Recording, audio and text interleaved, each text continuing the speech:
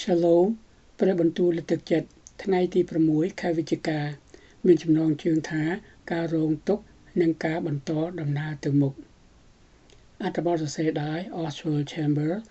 បកប្រែសម្រួលនិងអានដោយអោមសំយុអាយព្រះបន្ទូលថ្ងៃនេះម៉ាថាយចំពុក5ខ38ដល់ខ42អ្នករាល់គ្នាបានឮសេចក្តីដែលថ្លែងទុកថាភ្នែកឲ្យធូរនឹងភ្នែកហើយធ្មេញឲ្យធូរនឹងធ្មេញប៉ុន្តែខ្ញុំប្រាប់អ្នករាល់គ្នាថាកុំឲ្យតតាំងនឹងអំពើអាក្រក់ឡើយបើអ្នកណាទះកំភ្លៀងស្ដាំនៃអ្នកនោះត្រូវតែបែរកំភ្លៀងម្ខាងទៅឲ្យទៀតបើអ្នកណាប្តឹងចង់បានខោខ្លីរបស់អ្នកនោះត្រូវបើកឲ្យគេយកទាំងអាវវែងផងបើអ្នកណាបង្ខំឲ្យអ្នកទៅអស់មួយយោជន៍នោះចូលទៅជាមួយនឹងគេដល់ពីរយោជន៍ផងចូលឲ្យដល់អ្នកណាដែលសូមហើយកុំឲ្យគេចចេញពីអ្នកណាដែលចង់ខ្ចីអ្នកដែរការរងទុក្ខនិងការបន្តដំណើរទៅមុខខព្រះគម្ពីរនេះបង្ហាញពីភាពអាម៉ាស់នៃការធ្វើជាគ្រីស្ទានក្នុងលក្ខណៈធម្មជាតិបើគាត់មិនវាយតបវិញទេនោះគឺព្រោះគាត់ជាមនុស្សកំសាកប៉ុន្តែនៅក្នុងអាណាចក្រខាងវិញ្ញាណប្រសិនបើគាត់មិនវាយបកតបវិញនោះគឺជាភស្តុតាងថាព្រះរាជបុត្រានៃព្រះគង់នៅក្នុងគាត់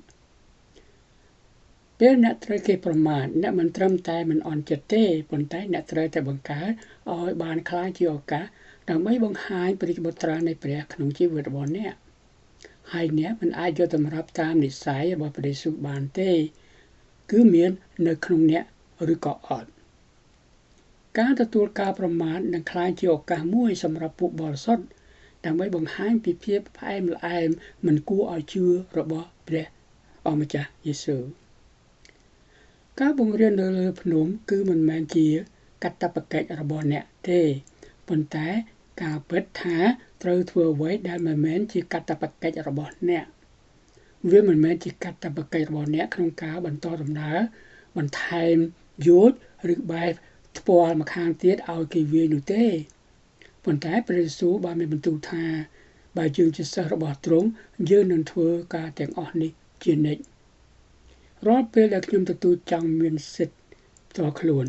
ខ្ញុំបានធ្វើឲ្យមានការប៉ះពាល់ដល់ព្រះរាជបុត្រានៃព្រះក្នុងលក្ខណៈ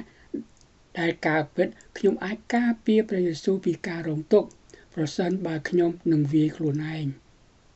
នោះគឺជាអត្ថន័យពិតនៃការបំពេញនៅអ្វីដែលខ្វះខាតក្នុងការរងទុក្ខរបស់ព្រះគ្រីស្ទព្រះគម្ពីរកូឡូសចំពុក1ខ24សិស្សម្នាក់ដឹងថាគឺជាកិត្តិយសរបស់ព្រះអម្ចាស់របស់គាត់ដែលមានជាប់ពាក់ព័ន្ធនឹងជីវិតរបស់គាត់មិនមែនជាកិត្តិយសរបស់ខ្លួនគាត់ទេកុំស្វែងរកសេចក្តីសុចរិតក្នុងអ្នកដទៃប៉ុន្តែកុំឈប់ធ្វើខ្លួនជាមនុស្សសុចរិតយើងតែងតែស្វែងរកយុត្តិធម៌ប៉ុន្តែខ្លឹមសារនៃការបង្រៀននៃធម្មជាតិនៅលើភ្នំគឺកុំស្វែងរកយុត្តិធម៌ប៉ុន្តែមិនដែលឈប់ផ្ដល់យុត្តិធម៌ដល់អ្នកដទៃឡើយសូមអធិដ្ឋានជាមួយខ្ញុំអោព្រះបិតាគង់នៅឋានសួគ៌ទូលបង្គំសូមចូលមកចំពោះទ្រង់ដើម្បីស្វែងរកកម្លាំងរបស់ទ្រង់ក្នុងការសាកល្បងរបស់ទូលបង្គំ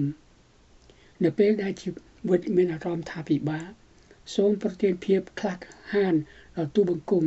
ដើម្បីប្រឈមមុខនឹងជំនឿជារៀងរាល់ថ្ងៃសូមបំពេញចិត្តទូលបង្គំដោយសន្តិភាពដោយដឹងថាទ្រង់ជាទីពឹងរបស់ទូលបង្គំនៅក្នុងការតស៊ូរបស់ទូលបង្គំសូមរំលឹកទូលបង្គំថាទូលបង្គំមិនដែលនៅឯកាឡើយត្បិតទ្រង់ដើរក្បែរទូលបង្គំព្រះម្ចាស់អើយទូលបង្គំសូមប្រាជ្ញានៃការអត់ធ្មត់នៅពេលទូលបង្គំឆ្លងកាត់បញ្ហាប្រឈមនៅពេលដែលការភ័យខ្លាចព្យាលេបត្របាក់ទូលបង្គំសូមឲ្យសេចក្តីស្រឡាញ់របស់ទ្រង់ក្លាយជាយុត្តិការរបស់ទូលបង្គំសូមពង្រឹងចំណងគ្រួសាររបស់ទូលបង្គំដោយជួយទូលបង្គំគាំទ្រគ្នាទៅវិញទៅមកសូមឲ្យវត្តមានរបស់ទ្រង់ដឹកនាំទូលបង្គំដោយប្រទានឲ្យទូលបង្គំនូវការស៊ូទ្រាំ